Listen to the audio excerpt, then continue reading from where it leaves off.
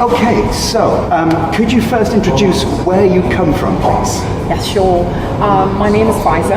I come from a very multicultural background. My mother's side is from the UK and my father's side is from Pakistan.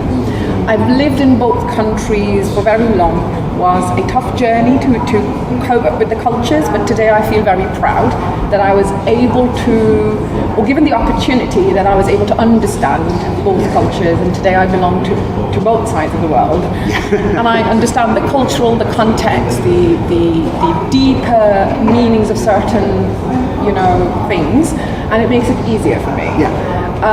But then I've also lived for very long in the Middle East region. I've lived in Dubai for 19 years with my husband, who comes from Germany. So it's, again, another layer of understanding a European side, of thought process.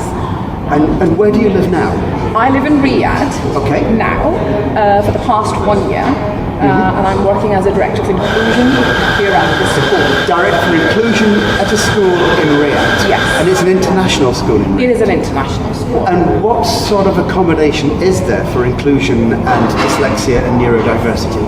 Oh, we have very much all sorts of provisions that you must say in order to make sure that children with any dyscalculia, dysgraphia, dyslexic needs are met and they are able to access the curriculum.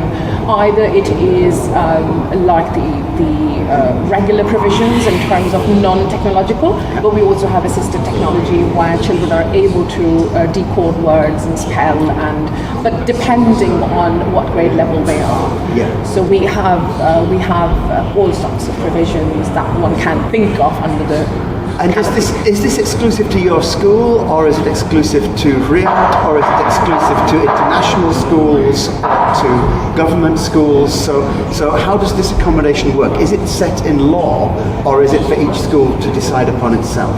No, I would say that we are the icebreakers at the moment because we are the first international curriculum, non-selective, premium, inclusive school in the kingdom with a valid license.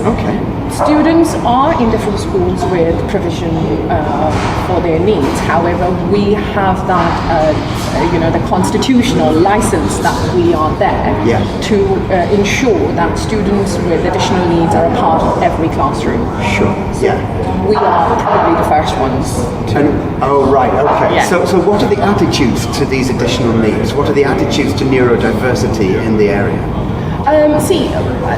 From the calculation of the country, there is a massive population, which, if I'm not wrong, from the last census that I received, 47% of the population of the kingdom are with some sort of needs, and this is what's been in the record in the public domain. So having said that, if we chunk it down to a student body, then it is definitely a larger number. So the attitude is well set, that in terms of yes, they are our people. They need to be enabling citizens. And the vision from top up, from the leadership all the way to the public and private schooling, it is very open now how to make these students enabling citizens of the country. There's also another question about dyslexia and the Quran. Now, in some areas of Britain, actually, in certain demographics, there are worries that because you can't read the Quran, then this may be a problem for Muslims. And of course, the Muslim hierarchy in Britain are going, no, that's not true at all. Is there any kind of discussion around that in Saudi? Yes, we do, but not in a public sector or in an open sector. But as Muslim families, we do discuss. But in the real context, Quran was never revealed in a form of book. It was revealed on the heart. So in the beginning, for like half a century probably, it was transferred from heart to heart. So it was never a reading practice. So then the reason it started was written on the scriptures, on leaves and other methods of writing at that time, was just not to lose the Arabic context of it or the sentence of it. So there are still millions and millions of Muslims who learn Quran without reading it by heart. So that element is pretty sorted.